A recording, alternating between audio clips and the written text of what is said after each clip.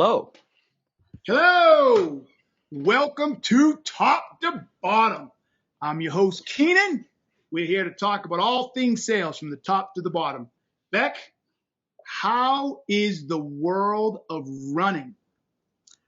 Oh, it's good.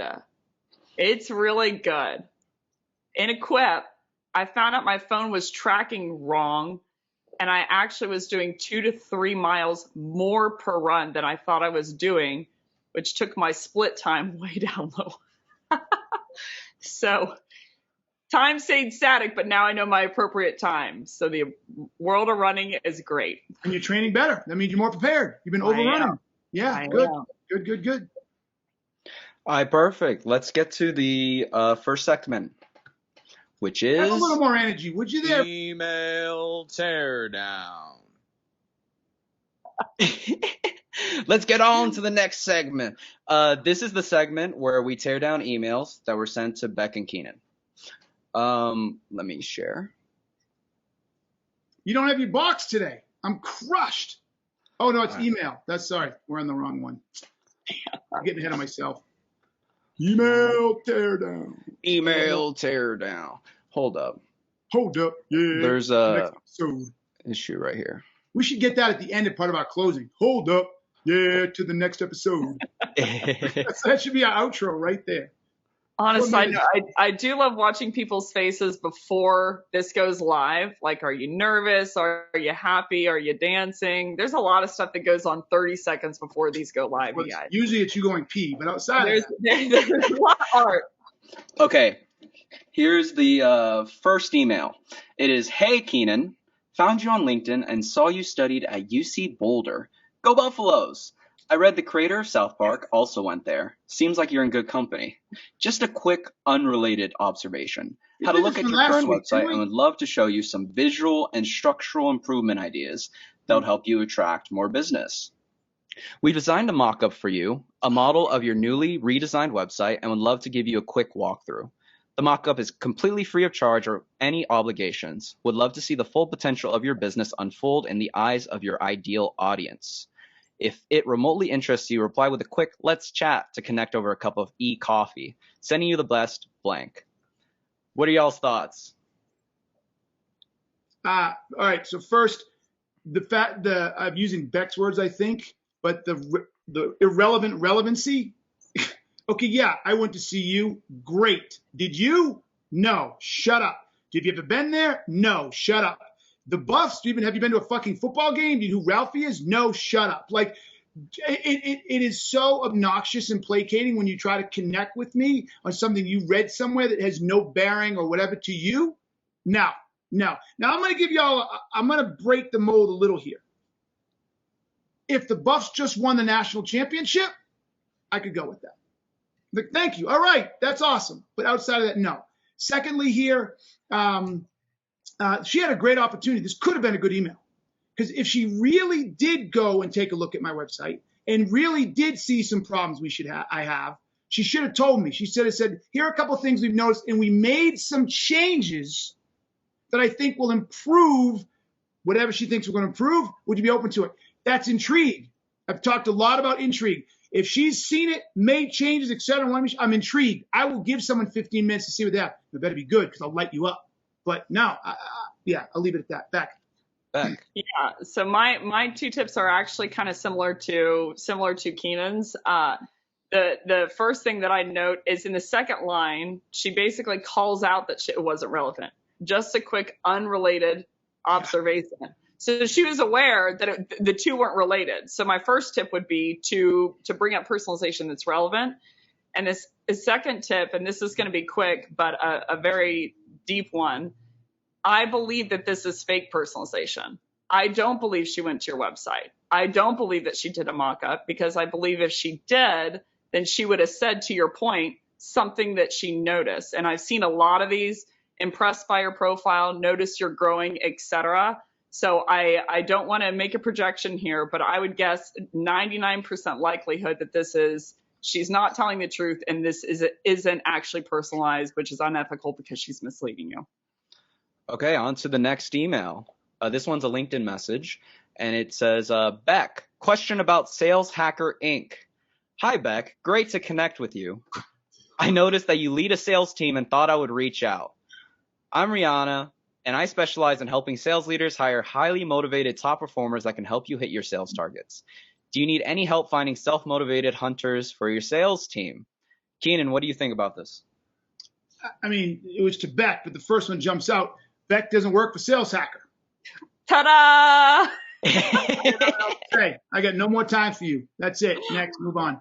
I don't work for a sales hacker. The two that I would add on is she said, I noticed that you lead a sales team, which is fake personalization again, because if she did go to my profile, she would notice that Sales Hacker doesn't have a sales team. I certainly don't lead it. The last thing I'll say is a lot of times in these automated messages, I would use a conversational term. So instead of Sales Hacker Inc., should be Sales Hacker, so they don't see that it's a broadcasted template right off the bat. Okay, our last email or LinkedIn message. We're up on time, right? Min, do I need to get the horn on? Yeah, you? we got to put the horn on Min. I was going to give you a little bit of extra time. We don't. God, a horn. Considering I wasted a minute and a half on getting the emails up, I thought to give you a little bit more time. However, let's get on straight into the next segment, which is Sales Mythology. This is the segment where we demystify common myths in the sales industry. So the first myth is you should sell based on pain. Becc, go first. Yeah, that was a really special moment that I'm still recovering from, that men got the horn. I need to order a horn. Yeah. They all fall in top to bottom eventually. I get to defer once, right? I want to see Keenan lead with this one. No, you've broken this down better than anybody. So there's a big difference between pain and problem. And from a high level, the difference is pain is anything negative in the present that you experience. It could be a scale of 1 to 10 a 1. It could be a scale of 1 to 10 a 9. It could be a 10, et cetera. But it's anything negative in the present, and there's pain everywhere. A problem is a set of conditions that you either need to solve or solve for. There's a very big difference there. And so people are typically going to only solve a pain if it's egregious enough in the present or the impact is high enough if they don't. So the first thing that I'll lead with is if you're selling based on pain, not only is it from my perspective manipulative because you're just getting them to talk about their pain so that they want to buy more, but you're not after any information that would help you diagnose the root cause or the impact or something they didn't know. Like you don't see a lot of doctors just being like, does it hurt? Yeah. How bad does it hurt? Scale of, 1 to 10 and 9. Does it really, really hurt? What's the impact of that hurt? And then they're like, cool, here's the medicine. They always go for the root cause, but not only is it manipulative, but you leave on the table all of the things that you could discover that would help you help your buyer.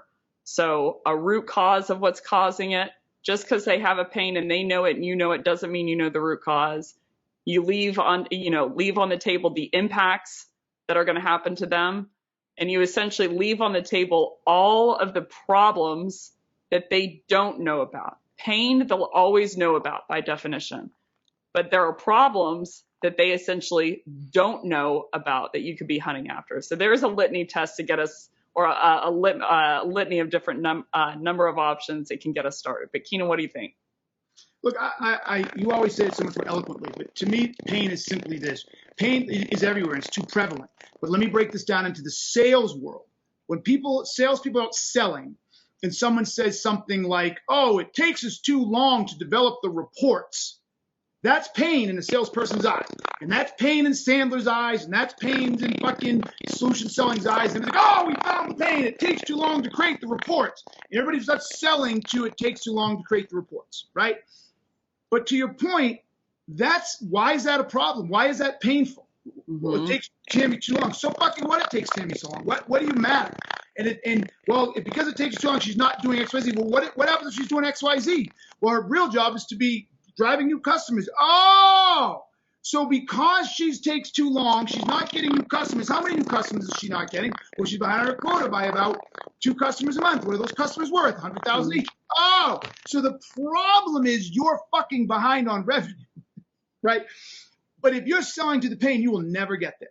You will never, ever, ever get there, number one. Number two, the psychology of the whole thing is salespeople are desperate to sell. So because they're desperate to sell, all it takes for them to sniff one lollipop and they're done. They don't know there's a whole bucket of them somewhere else or a manufacturing plant. So all they do is like, oh, I have found a pain, quick, jump on it, come on. And this is why they get in that situation when it comes to forecasting and they don't close. Like, well, why should they close? Oh, it takes them too long to generate the reports. Oh, man, that's good. And then it never closes, and they don't understand why it never closed. So yeah, pain is not here. Simplified. Pain is not the motivation to buy. Absolutely. Speaking of pain, Min, are you hearing the kind of reverberation? Yes.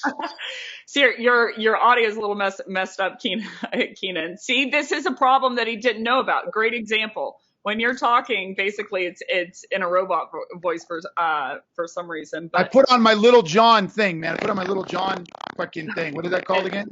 Still going. Shit. Hello. It's bad.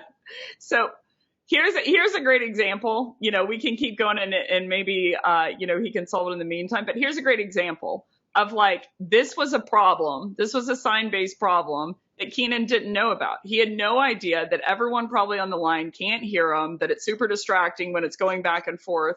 And now Keenan feels like, I would hope that I have his back because I'm like, hey, there's stuff in your teeth or people can't hear you. So when you're selling based on pain, and I hear a lot of different people. Okay, Keenan logged out. I hear a lot of different people or a lot of different sellers on the line when their prospects start. And let me be very clear. Pain was a piece of it. Pain, like if this was the reformation of sales, we had product and then we had feature and then we had benefit and then we have pain and now we have problem. And the differences between the two are very, very big, and when I hear sellers on the line, pain-based selling, the interesting thing is when their prospect mentions they have pain, the seller goes, oh, good. And they get excited. And the reason they get excited, which the prospect is like, wait, what? Why is that good that I'm in pain? Yeah, the exactly. reason they get excited is that they think that if they can uncover a pain, that's the only thing that will drive more urgency with their buyer. But if you can highlight things for them that they don't know, that are problems that they like, why the outbound business is broken, from my perspective, is because most people are trying to reach out saying, do you have a pain? The reality is, if it was strong enough, they already would have likely done something about it. So we're hinging off or banking off of the fact that we're reaching out to the slim part of the market that has a pain that's egregious enough, but hasn't done anything about it yet. And like the expertise that you could insert into the situation is basically, maybe they know that they have a pain, but they don't know what the root cause is. Maybe like, for instance, maybe I'm not hitting quota attainment, but I don't know that I'm not sending emails. I'm sending emails at 8 a.m. as opposed to 4 p.m. Maybe it is a qualitative issue, etc.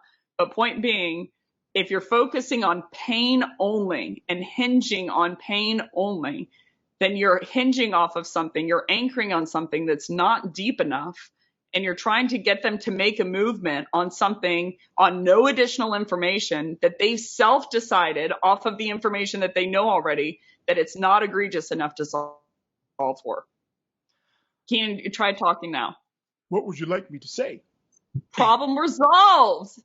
Yeah. Okay, quickly going into the next sales myth. It is extroverts make the best salespeople because they are comfortable talking to prospects. Keenan, why don't you go first? What do you think about this? That's dumb. It's dumb. Now, it's old school mentality. The idea that a big personality, that a gregarious person. Look, I'll give you this. Back in the day when big personalities were required to connect with people at networking events or at the doorway where someone's first initial engagement to you was very, what's the term when you look at someone? It's first impression, for lack of a better word. I can see how a big personality was beneficial in the connecting piece. But once you got past the connecting piece, now it's stupid. If you're a smart business person and you're able to uncover a problem, you're able to position yourself as a credible resource. If the buyer thinks that you can help them, you don't need a big person. As a matter of fact, I argue it gets in the way. What about you, Becc? Yeah, well, I think it highlights a deeper issue. When people think that extroverts make good salespeople, it's because they think that sales is based on someone liking you. So liking someone, by definition, is that you're alike to them, meaning you're similar to them. Statistically speaking, a little over 70% of humans are extroverted. You have roughly 28% are introverted. And so people are thinking, if I'm more alike to this person, the vast majority are extroverts. I'm not one of them, but a vast majority of people are extroverts. And if I'm alike them, meaning I can tell jokes and go to a party and, yada, yada, then they'll buy from me. So I think it actually highlights a deeper issue that people think that selling is based on you liking them. Yeah. What we've learned is you do not have to be liked to be sold. We got to stop selling on quote unquote likability and relationships. We got to sell on credibility. So no, I like what you said, Becc, actually. I really like what you said, where you said that big personalized people think they like us and they're like us and so therefore because they like us. Yeah, I mean, yeah, no, I'm just stopping there. He wants to buzz me. Yes, I really do. Okay. On to the next segment, which is Take it or leave it. This is the segment where I introduce common sales tactics, and Becc and Keenan let us know whether they would take it or leave it. I'm pumped. Okay. It's my favorite segment. The first take it or leave it is to you, Becc, first. SaaS sales is a skill set that you hire for. Take it or leave it. I'm going to teave it.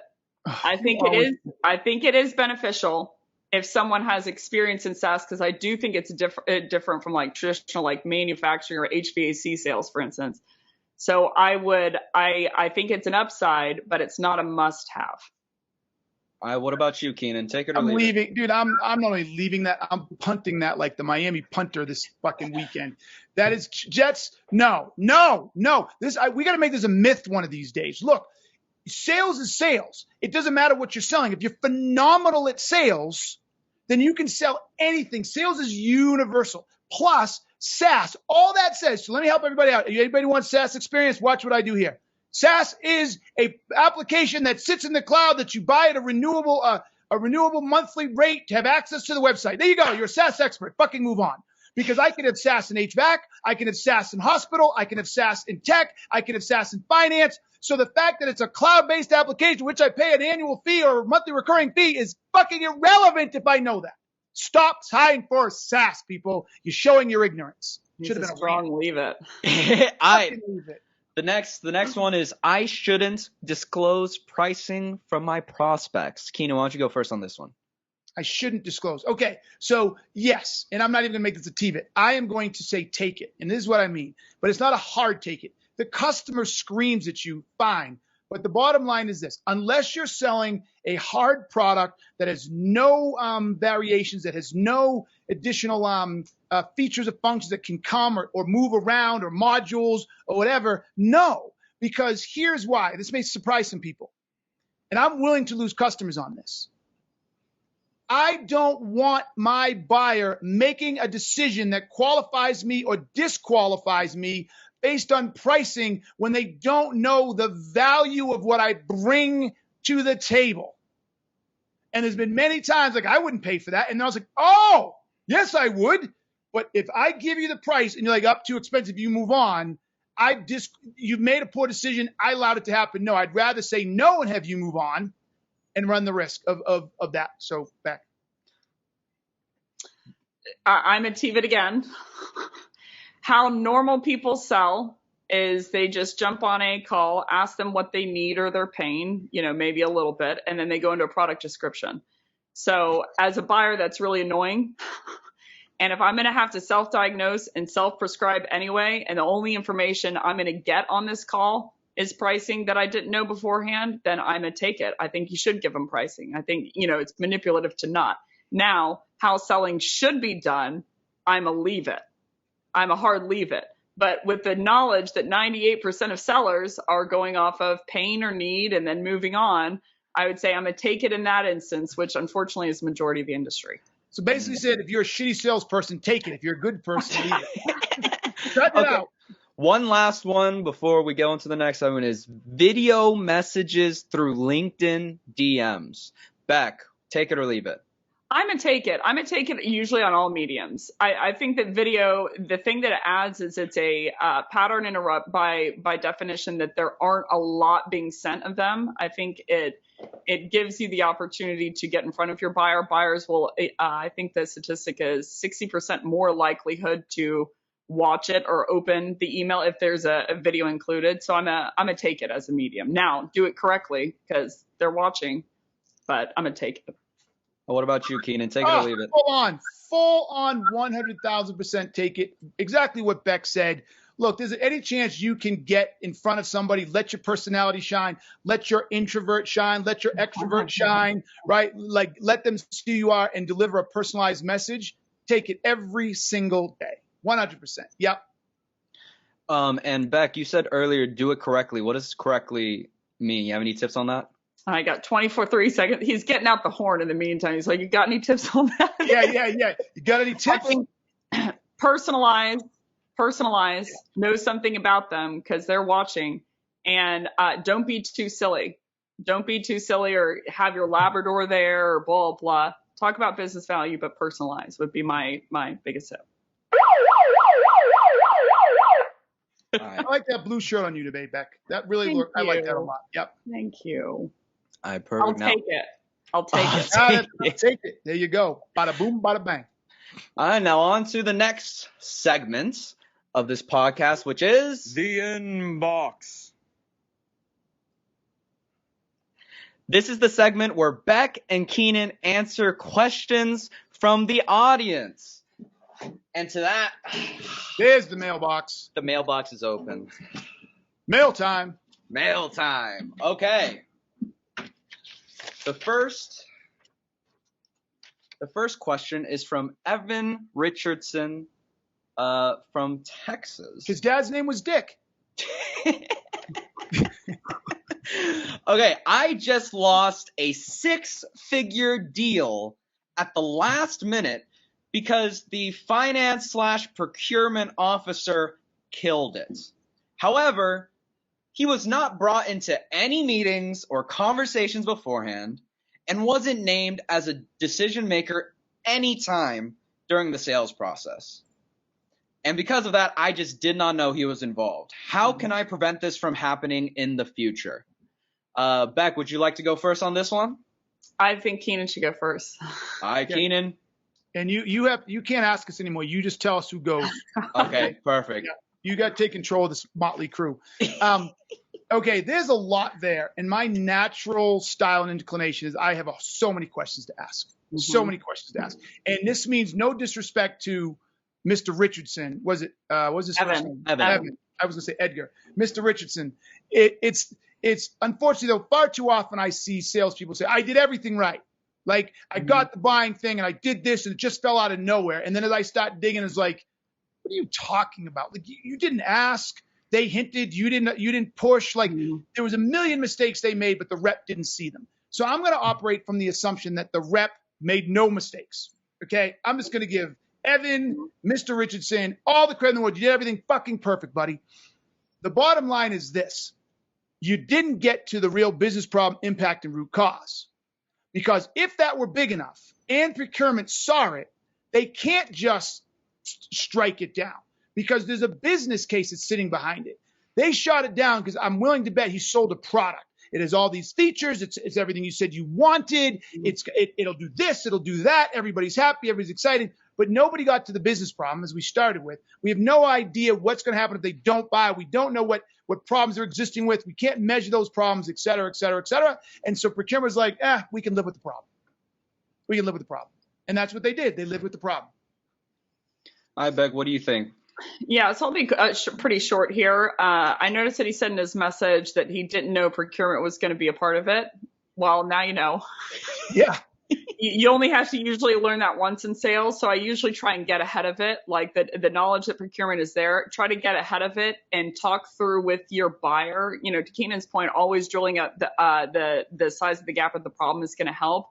But I would talk through those steps with your buyer and get ahead of it of like, okay, when we're going through procurement, can you walk me through, you know, X, Y, and Z so that you can basically get ahead of that and plan with your current buyer is how I've mitigated against it. Another thing that you can do to help, if procurement has the ability, I would want to know why they killed it. Did they kill it based on legal terms or did they kill it based on fiscal value? It depends on the size of the company. I'm going to guess if it's a 6-figure deal that it's probably a little bit larger of an organization. So if they killed it on legal terms, then, you know, I would go back with my legal team and see like where we lost the deal and how can we not lose deals against us in the future.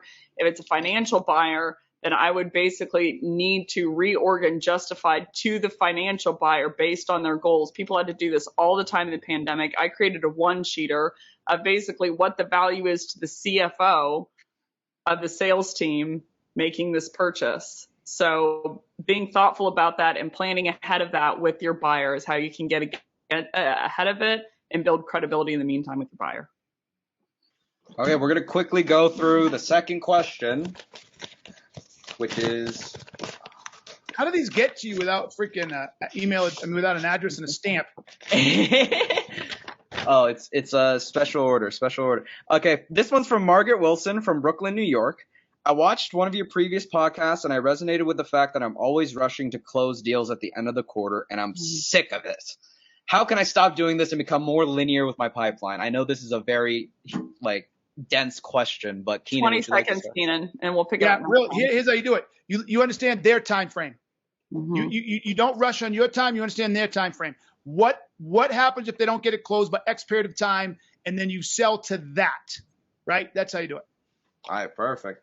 Well, I want to cover it next episode because if she watched the last one, she might watch the next one. Oh yeah. Okay, on to the next segment, which is the challenge. This is the segment where Becc and Keenan break down a challenging subject within the sales industry. Today's challenge is how to do a 21st century discovery. Keenan, go first. Oof. Okay. I'm going to do this short. We go back and forth back because there's a lot. Yeah. The first thing you have to do in a 21st century discovery is stop selling. Mm-hmm. First thing. Most people do a discovery and it's disguised. It's really not a discovery. It's a disguised sale. They're trying to get questions. They're trying to manipulate. They're trying to grab something that they can start selling to. Mm-hmm. They'll get the customer to give me a pain. And all right, I did my discovery. Now let me tell you all about me. Let me tell you how I can fix it. No, you have to put yourself in an I'm trying to understand Stephen Covey, seek first to understand mindset and get the sale out of your head. That's number one. Becc. Yeah. So my first, I don't know if it's a point here, but the term is discovery. So my question is, what are you discovering? You shouldn't just be the nascent salesperson isn't discovering anything. They're just discovering who the person, what the person's name is, and then jumping in on product. Second person is discovering what they say their pain is and what they say they need. And a need is just they've self-diagnosed their condition and then they've self-prescribed what tool of yours they think will solve their problem. Number of different errors that can happen in there. I'd say statistically speaking, 98% of the time they're going to be incorrect in that process. But my first real plug here would be you need to be after discovering the things about them that they do know and the things about them that they don't know. So I'll close my first rant with this. My sister's a doctor. I've mentioned it before. And we've talked through the diagnosis process before. And she said, one thing that's interesting based on what you're telling me about sales, she's like, I'm not a seller, blah, blah. And I'm like, well, we're all in sales, Mandy. And she was like, well, the interesting thing that you're telling me is most of the time, she said 99.9% of the time when I'm in the room and I'm diagnosing, I'm not only describing the prescription, I'm not even thinking about it. Yes. I'm just after diagnosis. And when I think back through my doctor's visits, like at the very end, they're like, here's the medication. Tom over in the pharmacy will give this to you. Take this with water, and take it at night. But their description of the actual prescription is very, very, very, very minimal. Mm-hmm. And I think that we should mirror that process. Mm-hmm. Yep. All right. My second part of this, once you stop selling, and I think what Becc did was a much better job of explaining what I meant by not selling, right? You're not in this to try to get your product sold. The discovery is you're in this to try to understand what's going on in the world. So if that's your objective now, you have to understand what is it you're trying to find. Mm-hmm. And so that's why here at Gap Selling, we have something called the PIC, the problem identification chart. If you have a product or service or set of solutions, it should be very clear to you what problems those products or services you sell solve. Before you even start digging, you should know. Like it's not infinite. Everybody's like, oh, there's a million. No, there's not. There's usually 4 or 5 or 6 business problems that your product or service solves. And if you understand those, then you need to write those down. Then you need to write down what could be the potential impacts to an organization if they have those business problems, and then what are the root causes of those business problems. Mm-hmm. And if you memorize that, if you understand that, if you're aware of that, then when you get into that discovery, all you should be doing is looking for those. You should be asking questions. Can you tell me a little bit about blank, right? Getting them to start talking about the problems that you solve and figuring out, do they have the problem? How rampant is it? How do they define it? How big of a problem? How's it impacting them and what's causing it? And that's all you should be focused on, but you should know where to go is my point. Most salespeople don't know where to go. Yeah, I think, and right at the beginning, whenever someone comes in, I want to understand, right off the bat, more of the lighter things of like, okay, what do you think you need and why do you think you need that? What have you self-diagnosed? If so, what is the self-diagnosis that you've given yourself? Have you self-prescribed? If you have, what is the self-prescription you've given to yourself? And then I need to, as the expert, understand like, what is the thing that they're trying to solve? What is the pain or what is the problem that they're trying to solve? And then can I validate, is this problem solvable? Is this problem solvable by me? What's the root cause of this problem? How do I uncover all of the information that they don't know? They might, and I'll give you an example. Someone came in the other day and they're like, hey, so I want to essentially buy a train. I'm like, what makes you think that? They're like, we want to drive up quota attainment. I'm like, what does up mean? Like, can you give it, tell me what your quota attainment so far? And they're like, yeah, so we're booking 25 meetings a month and we want to get more out of our reps from an outbound perspective. And I'm like, hey, here's the thing. Let me stop you right there. We can keep going. But if anyone tells you that they can help you drive more than 25 meetings a month in typical, B2B SaaS, the ASP was like, I think 25K, from an outbound perspective, I'd be shocked. That's actually really high. I don't think that problem is solvable, meaning I think that you're doing really, really well. So I'm after all of the information to understand, to validate some of the things that they're saying. Maybe their self-diagnosis is correct, but I need to be the one to uncover that, because I need to uncover, do they have a self-diagnosis? If they have that self-diagnosis, why do they have that? They think they need something. Why do they think they need that? So I can understand as the expert, what is the true problem? Is it solvable? What's the root cause? What are some impacts that they know about? What are the impacts that they don't know about? What are some events that might cause a problem in the present? And what are all of the unknown problems? So that's what I'm discovering. And because of that, my discoveries are a la Keenan, 45 minutes long, because you can't do that in less than that time. You can discover pain in 3 minutes, 5 minutes, 10 minutes. And that's what reps do.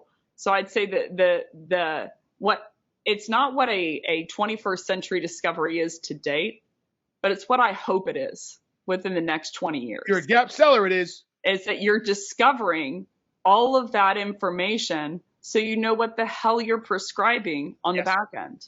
Yes. And I'd like to give a real good tactical piece to this, which is normally not what I do. Define everything. Yeah. Too many salespeople, I don't even say too many, all salespeople butcher this, right? Even those who've gone through the training until we reinforce it. What do I mean by that?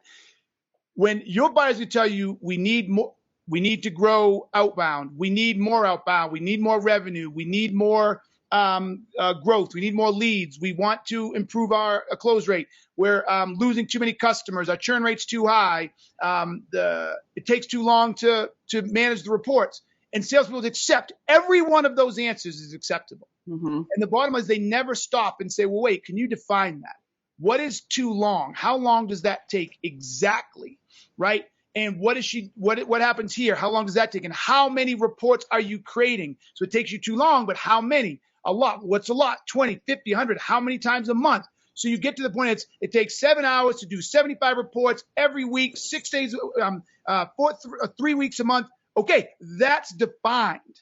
But we don't define everything. And so at the end of the day, without defining everything, you really spent 45 minutes getting a whole lot of nothing. Yeah. So too tactical on my end to Keenan's point, and that took me to the next level. Honestly, I think I texted Keenan during that. I was like, this took me to the next level. Is anytime, and I've had to catch myself thousands of times. And this is someone who lives, breathes, eats, introvert nerd in the bed at 9:30 p.m. on a Saturday night studying sales books that I still had a lot of work to do on. Is if I was saying, so if you, and I'm like, I should know whether they blank, or I'm assuming that I'm like, shouldn't be doing that. No self-diagnosing questions. It reminds me every time. I don't know if you've seen the movie. Have you seen the movie Sandlot? The Sandlot? Yeah, great movie. So you remember when he's in the treehouse and basically they're making s'mores and he says, hey, do you want a s'more? And the little boy goes, s'more what? And he's like, do you want a s'more? And he's like, s'more what? And I'm like, it pops in my head every discovery because I'm like, if they're saying they want more leads, I'm like, more than what? Where are they currently? What do they need to achieve what goal? Maybe they don't need more leads. They need a higher close ratio. So I'm like, every time that happens in discovery, I'm going to challenge people. If you're saying if, or I assume, think some more what? Where are they?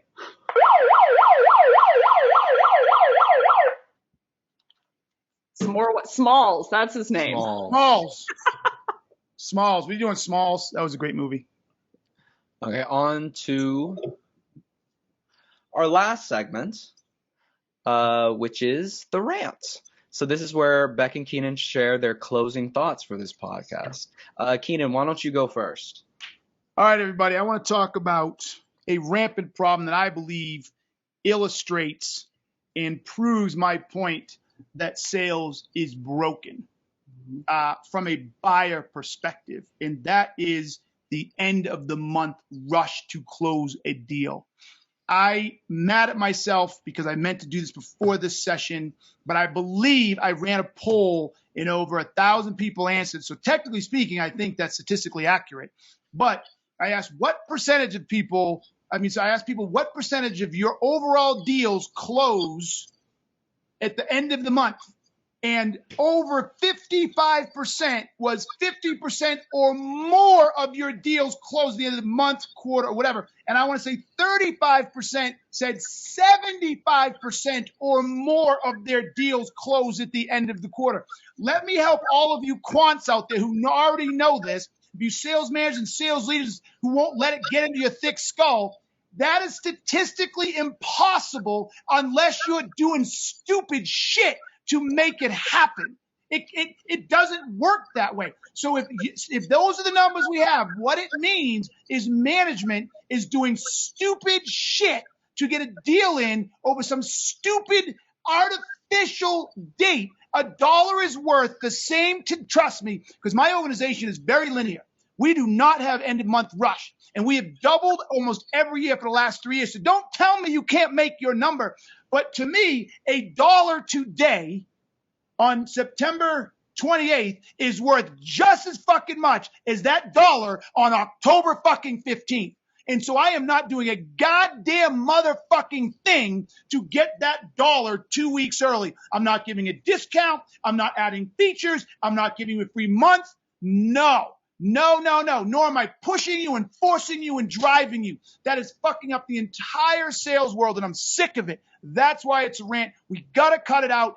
$1 today, $1 tomorrow. And here, even those of you are thinking, well, what about a public company? I've thought about that. And maybe it's why I'm not a CEO of a Fortune 500 company, but I'll take that dip for 2 months. Everybody will buy in that dip. And when my fucking money comes in next month, it goes right back up. And I'm on a trend line. I'm not playing dip month to month, quarter to quarter. I'm on a trend line, and I'm not playing this fucking game. I'm keeping my money. It's too valuable for me, and I respect my customers. End of rant.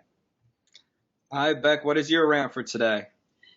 Yeah. So speaking of playing games, I saw a post yesterday, and someone who's relatively well known was saying, instructing sellers to rig root causes in their favor. That bothered me. And a lot of people who liked the post.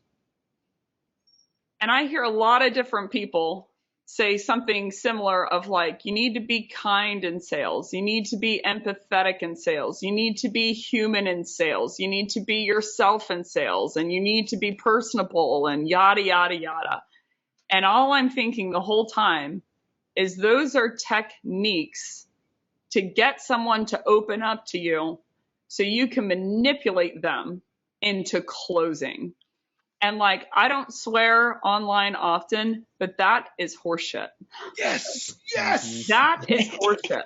That I'm like, you're right, rig a root cause that you say, hey, the problem with your quota attainment, or the root cause of your quota attainment problem, is that you're not sending good enough emails. When you know it's because of a volume problem or an email deliverability. And I'm like, I guess you could, but it's deeply and irrevocably unethical. It's unfreaking ethical. And it's also unethical to say like, oh, I'm going to send someone this nice little gift card, or I'm going to, be human with them and be more likable, or make them feel more heard so that they open up to me with their information, so that I can close them. Yeah. And I'm like, salespeople tell me all the time, Trojan horse. Like, how do I not be salesy? I'm like, you don't sell. Doctors don't go to technique school on how to be a good person, or how to ask questions in a way to make you want to buy. And it's a symptom to me. That that's what we think is the golden keys to the kingdom of how we should be selling. And so I'm like, all of these are traits to me of like, you want to talk about empathy. Empathy is defined as you understanding strictly, not necessarily feeling some way about it. So that means understanding their buyer persona metrics and understanding the root causes. It doesn't mean being a nice person. So I'll close with this. The Navy has a saying of, I would trust you with my life, but I wouldn't trust you with my wife and my money. And the reason they're saying that is they're like, hey, we all get it. And the problem I have with sales is sometimes we're opting for I would trust you with my wife and my money, but I need to be able to trust you with my life too. I need for you to be an expert to be able to diagnose my freaking problems to help me. So you're not here to make them feel better. You're there to make them better by solving their problems. So that's my rant. No disrespect. I think it's table stakes to be kind, but that's what it is. It's table stakes. It is not the crux of the job. So Becc, you know what you need to do? You need to get a t-shirt that says, I trust with my life. No, what's this? Wait, make them feel better, and then cross out the feel. Make them better. Get them better. Get them All right, better. get them better. You All right, know, make them and I'm like, better, both, get them better. Both. But I think a she great missed the idea. t-shirt. Both. It didn't land. I'll try harder next time. No, I'm just That's so what- fired up right now. I know. Look at, I've never I'm seen like, you so. It's bullshit. It's So that's my bullshit. T-shirt. If you're selling, when you're selling, you're not selling. All these questioning, ask it in this way and mirror in the tone and Bullshit. I'm like, all of that's great to get them to open up. But if you don't know what to do after they open up, then you're worse than the guy who can't get them to open up, man. You're worse. Go, Becc. Go. I'm like, you're worse. You're freaking worse. And then you're going to explain to me that you want to feel salesy.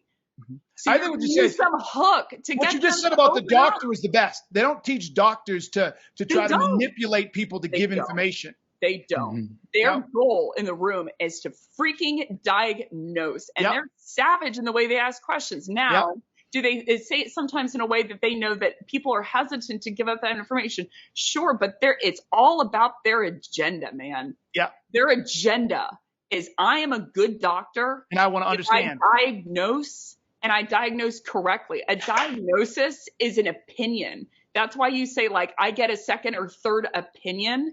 There is an abstract, true diagnosis. And like, if I even diagnose you incorrectly, or the root cause incorrectly, or I give you a prescription that won't solve it, then like all of That's that malpractice. Trash doctor. That's And he's malpractice. a trash doctor. So I'm like, salespeople should be after that in the room. That's their focus, man.